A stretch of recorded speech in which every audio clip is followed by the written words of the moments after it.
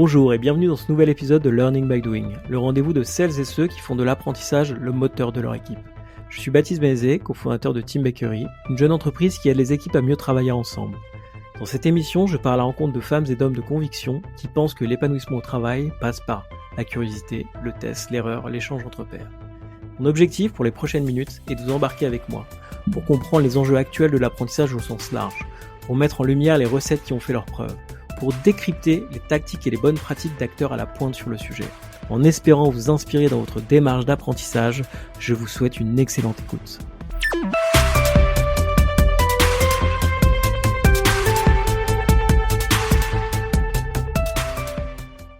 Salut Céline, comment tu vas ? Salut Baptiste, écoute, ça va, fin de journée, avec plein de projets en perspective, mais tout va bien. Écoute, je suis ravi de t'accueillir. Alors Céline, tu es Learning and Development Manager chez Conto, une société qui fait parler d'elle. C'est, je pense, une de nos sociétés qui grandit les plus vite en France aujourd'hui. Je suis ravi de t'accueillir aujourd'hui. On a mis du temps à caler ce point-là, mais je trouve ça super intéressant. Le thème du jour, si on doit donner une coloration à cet épisode, je pense qu'on va parler de culture, d'organisation et de learning, comment les deux cohabitent, comment l'un sert l'autre, comment l'autre sert l'un, surtout dans un contexte qui est celui de Conto. Alors peut-être pour préciser, je pense que tu vas le présenter bien mieux que moi, mais de mon point de vue, Conto est une banque en ligne à la base, mais bien plus une banque en ligne. C'est une société qui accompagne les entrepreneurs dans le développement de leur activité. Une entreprise qui grandit très vite. J'ai plus les chiffres, mais je pense que c'est assez affolant votre vitesse la vitesse de la croissance et le nombre de personnes qui ont rejoint un comptoir encore récemment, dans lequel je pense qu'il y a des enjeux de learning forts, il y a des enjeux culturels forts, et c'est ça que je te propose qu'on regarde un petit peu en détail ensemble aujourd'hui. Avant de rentrer vraiment dans le vif du sujet, la culture, le learning, Conto, est-ce que je peux te demander, Céline, de te présenter, nous donner un petit peu ton background, et puis ce que tu fais aujourd'hui chez Conto. Si tu veux représenter Conto bien mieux que moi, vas-y. Alors je vais, effectivement, en quelques mots, je vais présenter Conto, puis c'est une base qui est importante, et puis après on passera sur les aspects de learning. Conto, on peut pas vraiment dire que c'est une banque, en fait c'est vraiment ce qu'on appelle la gestion financière des entreprises. C'est un compte professionnel sur lequel on ajoute des services de facturation, de comptabilité, des choses comme ça. Donc, pas vraiment une banque en tant que telle, mais un produit vraiment innovant au service des clients. Et ça, c'est vraiment important, avec un service client hyper réactif. Et ça, c'est des éléments, le service du client est quelque chose qui est central dans le développement de Conto. En soi, on est effectivement une jeune entreprise parce qu'on a été créé en 2017 par Steven Avi et Alexandre Pro. Et aujourd'hui, c'est plus de 300 clients dans 4 pays différents. On est 900 talents, contoeurs à travers l'Europe, donc à Paris, Berlin, Milan, Barcelone et maintenant Belgrade. Et voilà, effectivement, une croissance assez exponentielle. Quand je suis arrivée en janvier, on était 600, on est aujourd'hui donc plus de 900, donc avec pas mal d'enjeux et dans 60 nationalités différentes, donc ça fait une vraie diversité de profils, de parcours, de nationalités. Voilà, et donc ça c'est pour présenter Conto. Donc moi j'y suis arrivée en janvier, donc il y a un peu moins d'un an. Et auparavant, j'ai commencé moi par du marketing sur lequel je suis pas restée forcément très longtemps avant de rentrer sur des sujets d'innovation, avec un prisme qui m'a été hyper cher, de rentrer par l'aspect comment est-ce que l'innovation part de l'homme et à l'humain en cœur. Donc c'est comme ça que je suis rentrée chez Faber Novel, sur donc une agence d'innovation, sur les sujets de comment est-ce qu'on accompagne le développement de nouvelles cultures, une nouvelle culture d'innovation, une nouvelle méthodologie d'innovation. Donc j'ai accompagné pas mal de clients, de gros clients dans cette optique-là, puis de plus en plus sur des sujets de change management, comment est-ce qu'on accompagne ces évolutions. Je me suis ensuite formée au coaching, donc plusieurs vies. Ensuite formée au coaching sur justement, toujours dans cette volonté de comprendre l'homme et comment est-ce qu'on les accompagne dans le changement, dans une transformation, et donc comprendre quels étaient les leviers et les freins aux transformations. Et donc ça à travers l'aspect du coaching. Donc je me suis formée pendant un peu plus de 8 mois. Voilà, avant de rejoindre Conto, qui me permet de faire ce lien vraiment et qui m'est hyper cher sur l'apprentissage, sur créer des formations, donc ce que je faisais aussi chez Faber Novel, donc vraiment créer des formations, des parcours de formation, et une partie développement, donc comprendre comment est-ce que les gens apprennent, comprendre comment est-ce qu'on arrive à créer une structure et à améliorer les collaborations au sein de l'entreprise. Donc voilà. Merci beaucoup pour la présentation de ton parcours. Alors, on va rentrer, je pense, tout de suite on reviendra peut-être sur ton expérience en conseil avant chez Faber Noël et voir en quoi ça te sert aujourd'hui. Qu'est-ce que tu en as en termes de méthodologie ou en termes d'approche sur ce sujet? Je pense qu'il y a des trucs intéressants.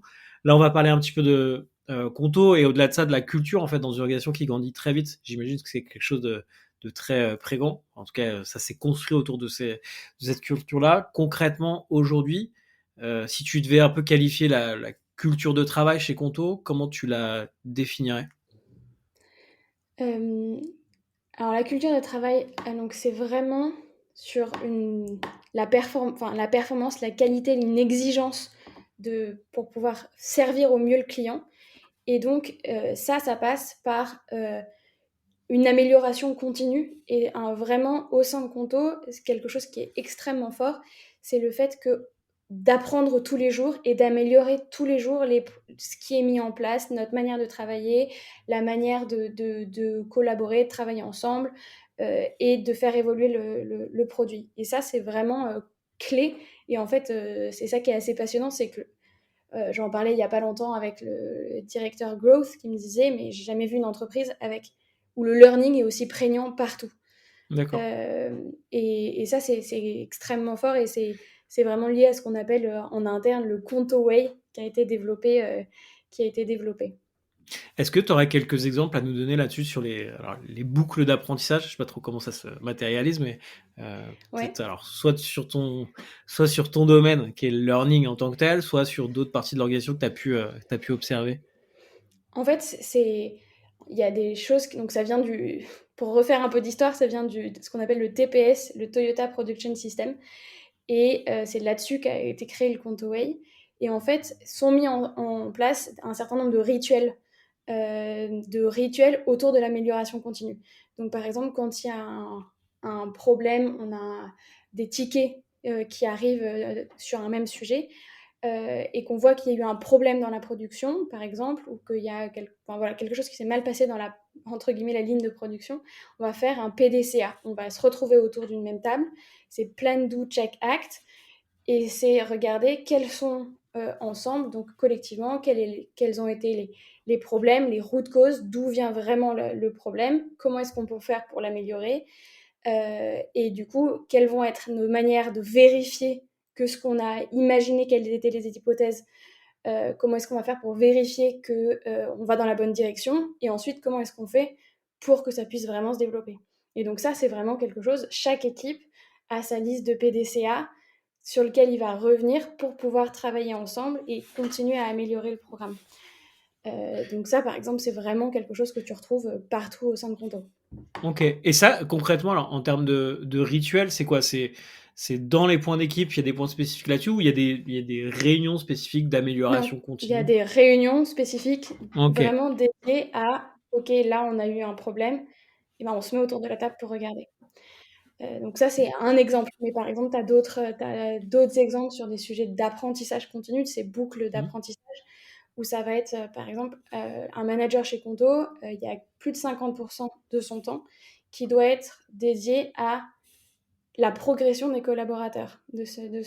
Et donc, ils font ce qu'on appelle des Gemba. Et tu vois, quand tu regardes sur les Google Agenda, tout le monde, ils ont tous des Gemba. C'est impossible de trouver des créneaux avec les managers parce qu'ils ont tous des Gemba tout le temps.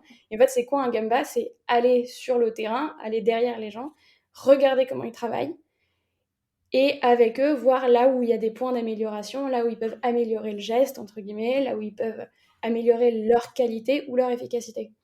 Et donc, c'est vraiment enfin, ça fait vraiment partie du modèle Conto et de ce qui est développé par les managers comme rituel de travail. Ok, c'est super clair. Alors maintenant, si on parle au sujet learning et développement dans une entreprise, j'allais dire apprenant by design, toi, tu es en charge du learning et du développement. Tu es arrivé il y a à peu près un an. Comment tu as pris tes marques? Où est-ce que tu en es? Quels sont un peu les sujets prioritaires? Parce qu'effectivement, il y a au-delà de créer des formations, donc de produire, il y a ce côté, bah tiens, comment ça j'allais dire, comment ça loge dans l'organisation, comment ça s'insère bien et comment je m'assure que le travail de conception est bien derrière, devient bien une réalité dans la vie des équipes. Grosse question. C'est Ouais. vrai que moi, je suis arrivée, je suis arrivée en janvier et j'avoue que le lean, j'en avais un peu entendu parler. On parlait de lean management, c'était quelque chose qu'on entendait, enfin voilà, dont on parlait, dont j'ai pu parler à des clients quand j'étais chez Faber-Novel. Mais en fait, là, il s'agissait de vraiment rentrer concrètement dans ce que c'était et pas tant dans du lean management que dans du lean production, parce qu'on Mm. l'utilise vraiment comme c'est chez Toyota. Donc une grosse partie des premiers mois, pour moi, ça a été de comprendre ce que c'était. euh, comprendre ce que ça signifiait. En fait, définir vers où on voulait aller et qu'est-ce que ça voulait dire le learning une fois qu'on se dit qu'il est partout.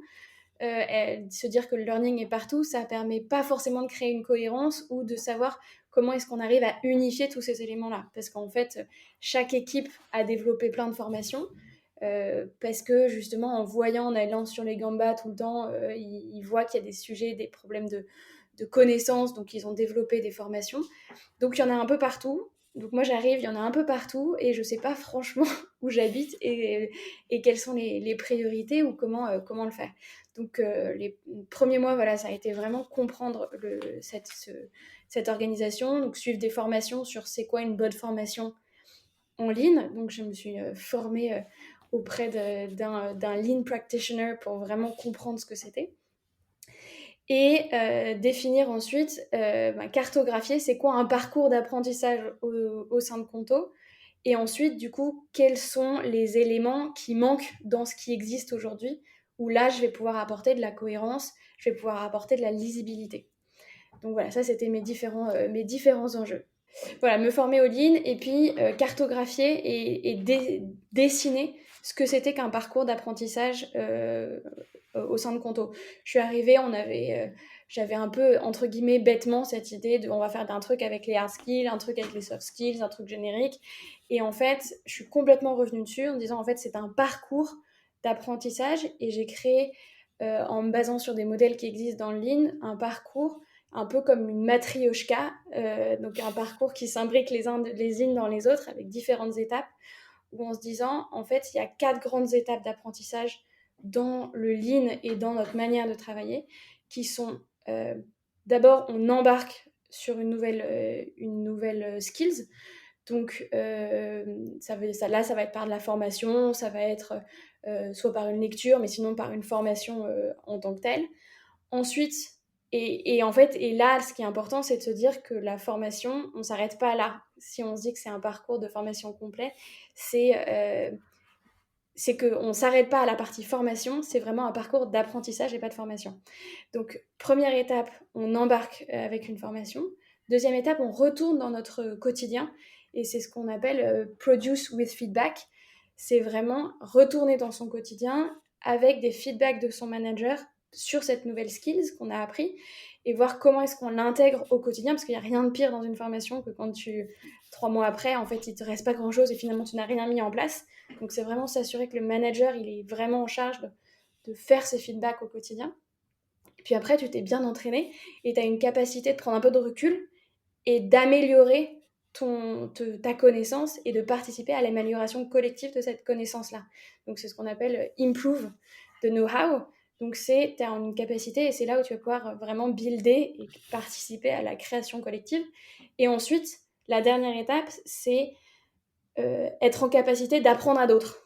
Donc toi-même, tu deviens le mentor, le prof de quelqu'un d'autre, et ça veut dire accompagner dans chacune de ces étapes. Donc c'était cartographier cette partie-là de quand tu arrives chez Conto, tu apprends des nouvelles skills, tu prends ton métier, et puis à la fin, tu deviens un super manager, donc tu peux apprendre à d'autres. Ok. Et en fait, si tu prends la loupe, chaque formation de nouvelles compétences passe par ces différentes étapes. Donc voilà, donc ça a été de mettre ça, de mettre ça par écrit. Et ensuite, le premier sujet, comme dans plein de scale-up, ça a été une fois que j'ai ce grand concept théorique, de l'appliquer à des formations. Et le premier sujet a été pour les managers de créer une formation en passant par ces différentes étapes. Donc c'est vraiment là encore du work in progress, parce qu'on n'a pas encore tout mis en place, mais d'une formation suivi de feedback, et là c'est du coaching, donc on est accompagné par des sessions de coaching, et mon passé de coach a fait que c'était vraiment important de pouvoir accompagner sur cette partie-là, d'avoir du feedback, du recul dessus. Puis ça veut dire ensuite à passer par être en capacité de créer du knowledge et de la connaissance à travers des sessions de codev. Et ensuite, on a développé une formation de formateur en interne pour pouvoir participer à cette boucle de connaissances. Ok, Donc voilà, différentes étapes dans cette création-là. super. Je reviens 2 secondes sur le coaching parce que je suis pas sûr de bien avoir compris. Ouais. Justement, dans ces 4 étapes, tu dis c'est Mhm. à l'étape 2. Après la formation initiale, t'es Ouais. suivi. T'es suivi donc sur quelque chose de technique. Ça peut être par ton manager. Donc t'es suivi, donc t'as ce feedback à travers les Gemba dont je te parlais tout à l'heure, Hmm. mais aussi à travers des sessions de one-on-one pour te permettre d'améliorer et d'implémenter ces nouvelles connaissances. Et au niveau management, c'est pas forcément ton manager qui va être le plus à même de t'accompagner sur les sujets du management. Donc c'est là où on met une partie de coaching. Donc les managers sont accompagnés par des coachs pour pouvoir vraiment, dans la formation, ils ont vu ce que c'était que le feedback, ce que c'était qu'une conversation difficile, mais si eux-mêmes, ils ne sont pas euh, très au clair sur ou en capacité d'entendre du feedback parce qu'ils sont pas sereins, parce ils ont un syndrome de l'imposteur. Tant que ça c'est pas traité, ils auront beau avoir eu la meilleure formation, enfin traité entre guillemets, hein. euh, Tant qu'ils auront beau eu avoir la meilleure formation, tant qu'il n'y a pas cet accompagnement, en fait, ça leur permet pas de vraiment se développer et d'aller à l'étape suivante. Ouais. Puis il y a le côté effectivement. Euh, alors, apprendre en faisant, qui est un peu la thématique de ce format, mais de se dire, bah, en fait, c'est quand on est exactement confronté à ce genre de situation où il faut faire un feedback de recadrage, par exemple, que là, c'est bien d'effectivement non seulement aller retourner, retrouver, voir le guide de comment on fait un feedback, mais surtout de pouvoir échanger avec quelqu'un pour se préparer à ça, on va dire. Exactement. Et voilà, et en fonction des situations, c'est ton manager ou c'est celui qui t'a formé. Mais en tout cas, Ok. il ne faut pas rester tout seul Ouais. dans ce moment-là. Alors, j'ai une question là sur le. Je trouve ça hyper intéressant ce que tu dis sur le parcours manager. Alors, j'ai l'impression aussi que enfin, c'est le sujet qui était un peu le plus.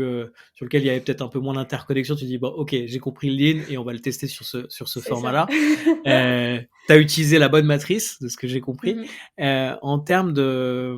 Alors, alors, feedback utilisateur, en tout cas, quand tu as conçu ce format-là, est-ce que tu as impliqué des managers avec toi dans la conception ou en tout cas en leur demandant du feedback, pour utiliser le terme, en disant bah ok, est-ce que là je suis sur la bonne voie, qu'est-ce que vous en pensez, comment, enfin voilà, est-ce que tu avais un groupe pilote, comment ça s'est passé en Ouais. termes de déploiement ou pré-déploiement, parce que je comprends que le programme n'est pas complètement sec sur l'intégralité de ce que j'ai compris. Comment, voilà, au-delà de la matrice que tu as enfin la matrice que tu as utilisée et comment tu as positionné les choses, concrètement, c'est aussi un truc qui intéresse, je pense, les gens qui nous écoutent, c'est comment tu lances ça en fait dans une orga qui va vite, sur lequel j'imagine que tout le monde est chargé par plein de sujets, qu'il y a de la pression dans les tuyaux. Ça se passe comment? Alors, ça se passe comment? C'est quoi les dessous des cartes? Euh, On veut tout savoir. On veut tout savoir. Alors, plusieurs éléments de réponse. D'abord, je me suis beaucoup appuyée, je m'appuie beaucoup euh, sur ce qu'on a en interne qui sont les people dev. Chez nous, le HR, HRBP, c'est divisé entre people dev qui vraiment accompagne le développement des collaborateurs et people ops qui s'occupe de tout ce qui est contrat plus organisationnel. Et donc, mes interlocuteurs principaux, ça va être les people dev et donc pour comprendre quand ils ont des problématiques avec des managers pour bien comprendre quels sont leurs besoins, qu'est-ce qui remonte comme problématique. Et donc là, on a commencé par faire déjà un premier screening des gestes compliqués pour les uns et les autres. Donc ça a été un premier point. Puis ça a été de voir des top managers pour voir quels étaient les problèmes qu'ils voyaient dans les managers sous eux, qu'est-ce qu'ils pouvaient voir comme problématique, comme point dur qui revenait de manière régulière et qu'ils avaient du mal à gérer. Et donc on a créé comme ça le parcours et avec un groupe pilote pour bien vérifier, pour voir si c'était les bons sujets et comment est-ce ils arrivaient à améliorer.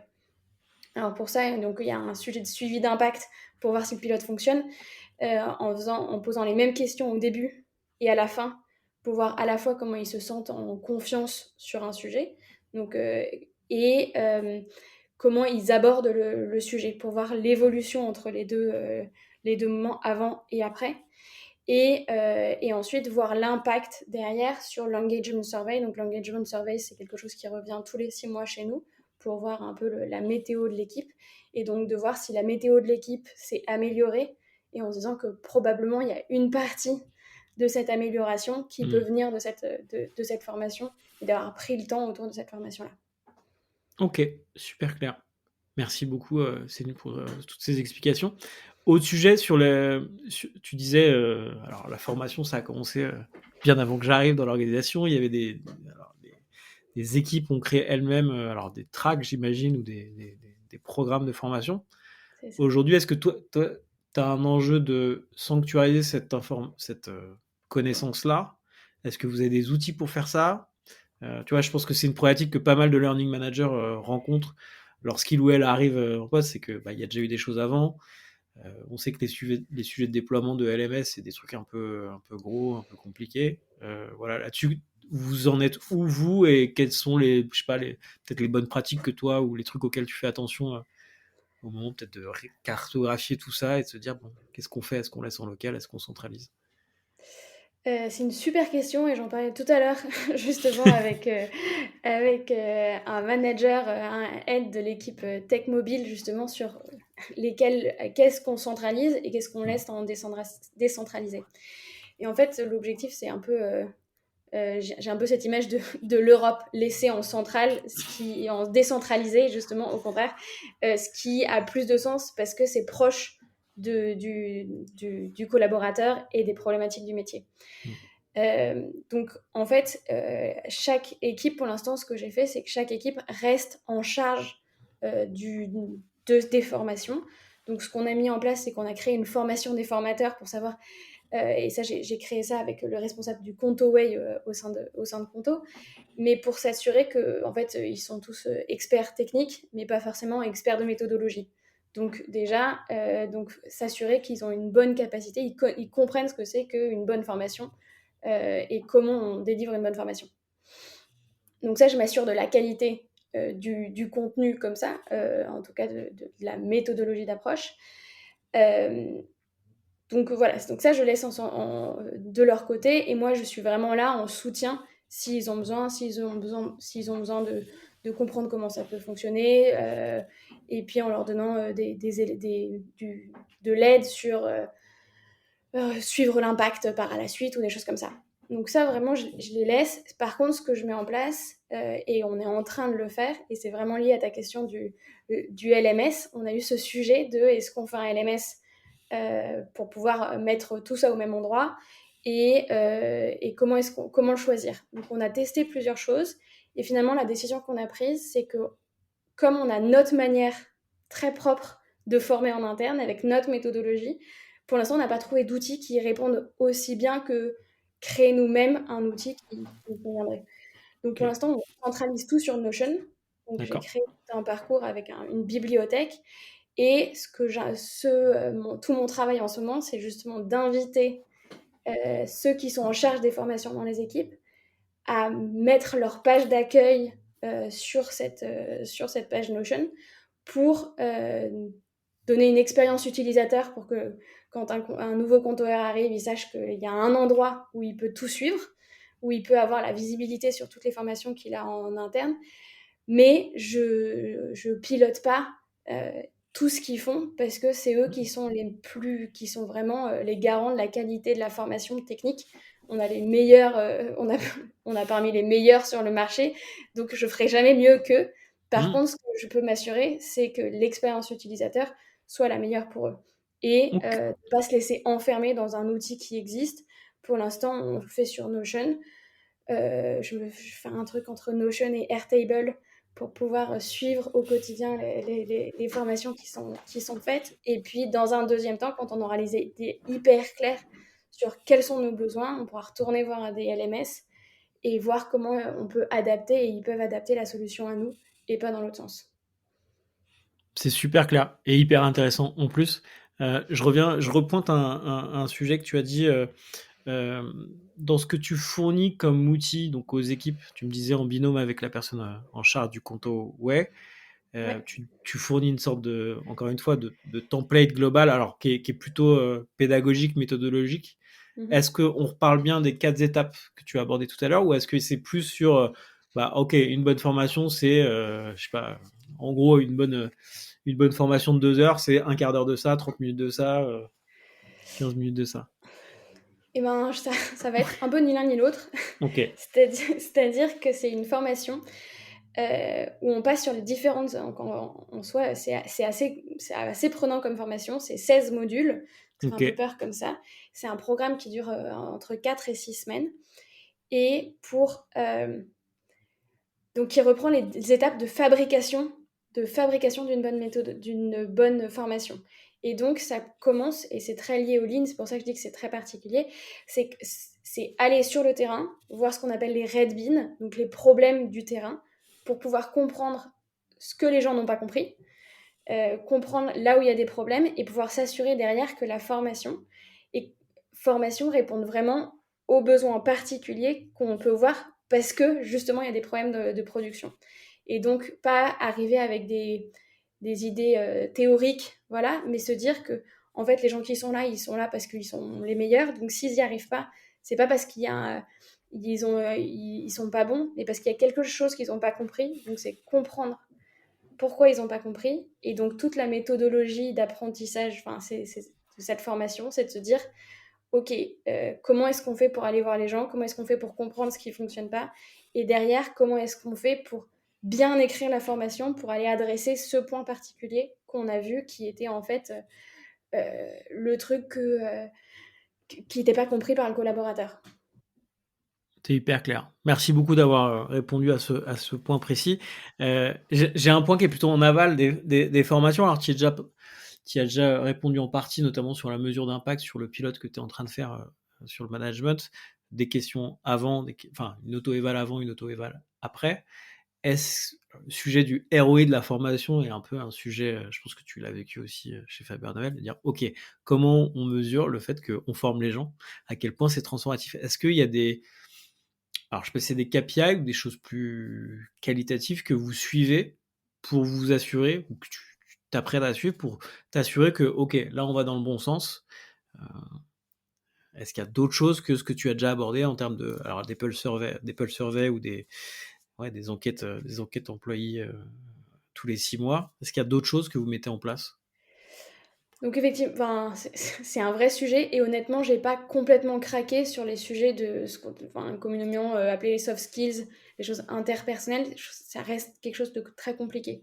Hmm. Au sein de Conto, il y a un truc qui est assez facile parce qu'il y a le lean, c'est-à-dire que tous les problèmes, donc ce que je disais, les red beans sont répertoriés, donc sur tout ce qui est technique.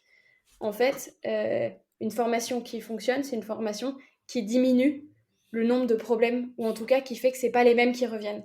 Donc Ok. c'est aller voir les red beans avant, aller voir les red beans après, donc les problèmes que tu rencontres, et se dire bon bah on voit plus les mêmes. S'il y en a pas moins, on voit plus les mêmes, c'est donc que ça a permis de gérer le problème.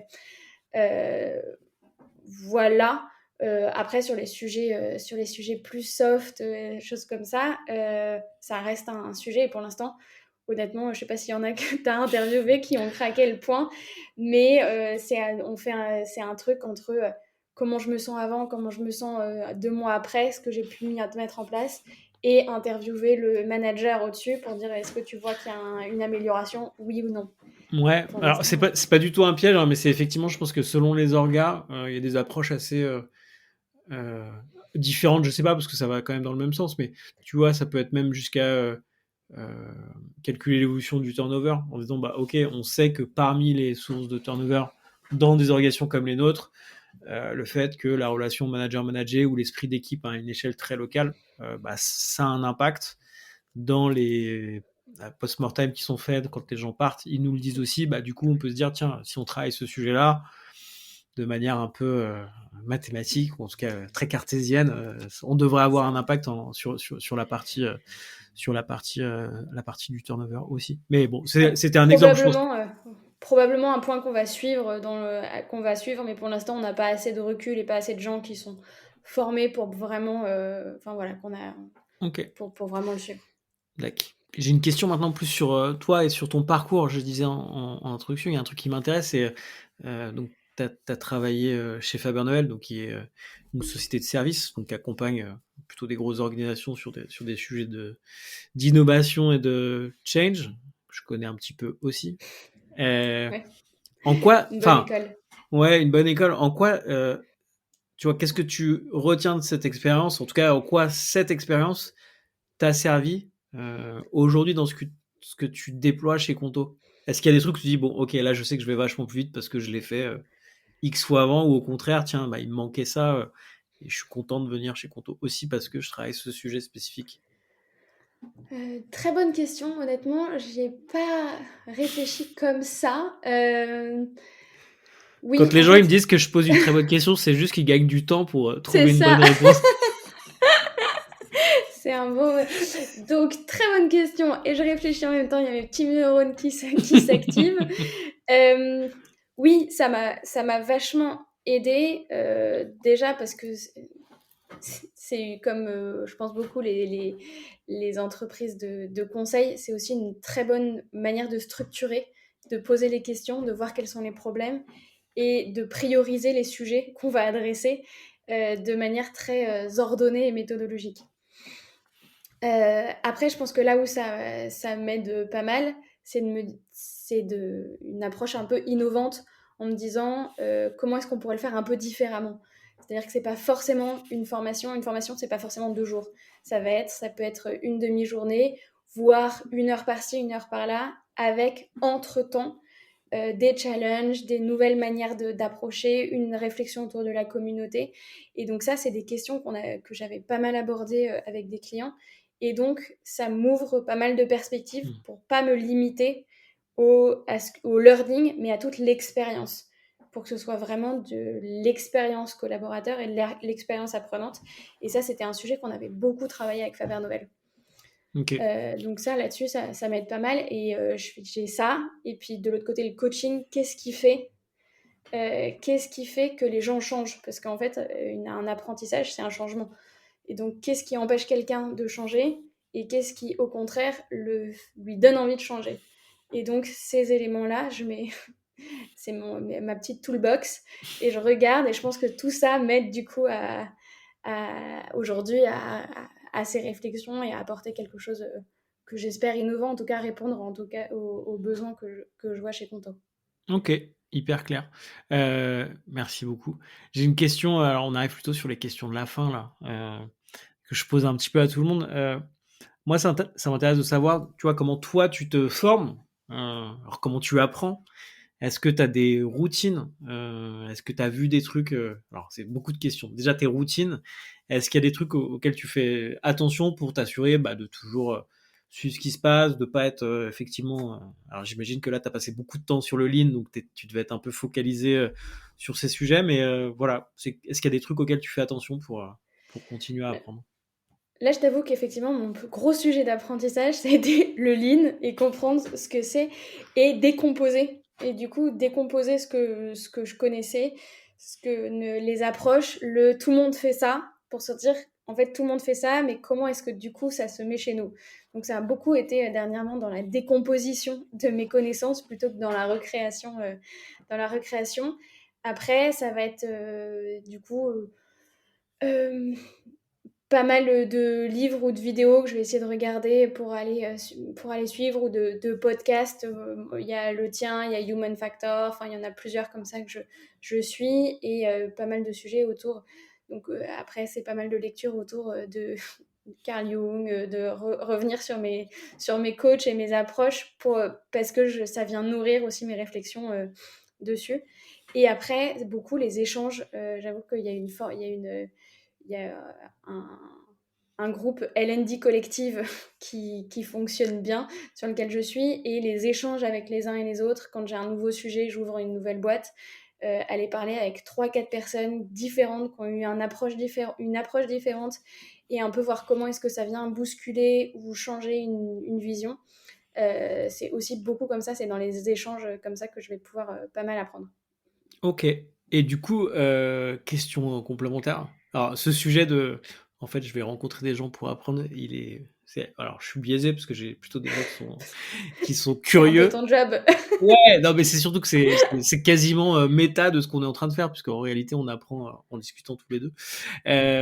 Non, une autre question peut-être sur des innovations. Alors, des innovations, en tout cas des sujets que tu as trouvé intéressants et qui sortent un peu des sentiers battus en learning. Est-ce qu'il y a des expériences qui ont été faites ou des partages que tu as eu justement je connaissais pas ce groupe-là, learning et développement.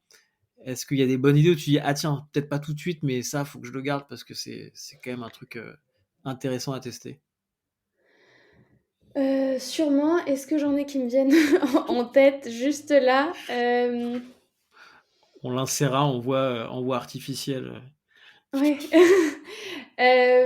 Non, il y a beaucoup de sujets que je voudrais creuser sur des sujets d'intelligence émotionnelle, voir comment est-ce que on arrive à intégrer ça.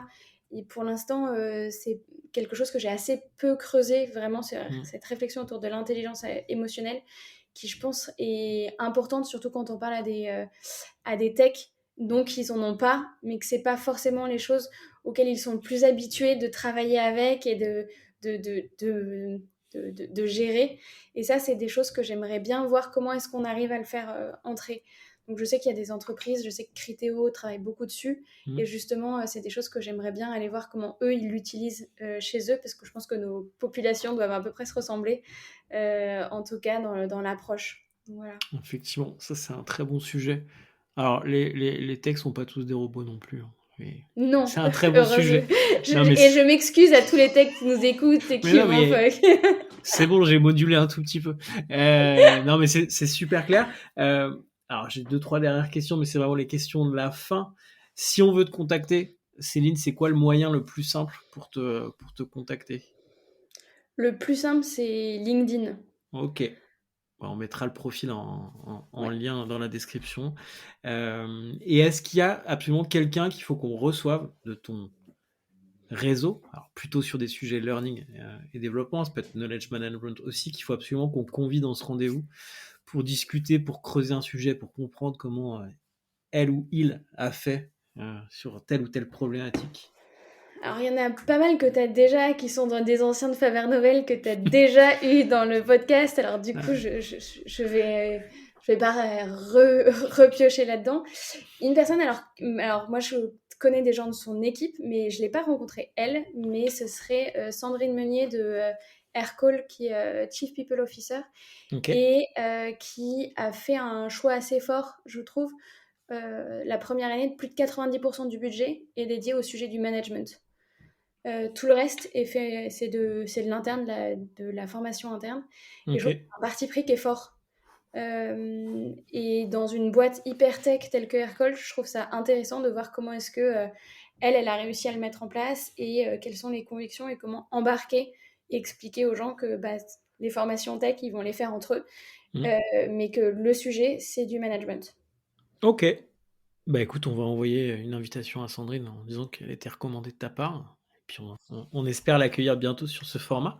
Est-ce qu'il y a une dernière info que tu veux transmettre, un sujet du moment, un recrutement que tu fais? Enfin voilà, vas-y, Ah, c'est je suis en train de recruter, effectivement, pour tout dire.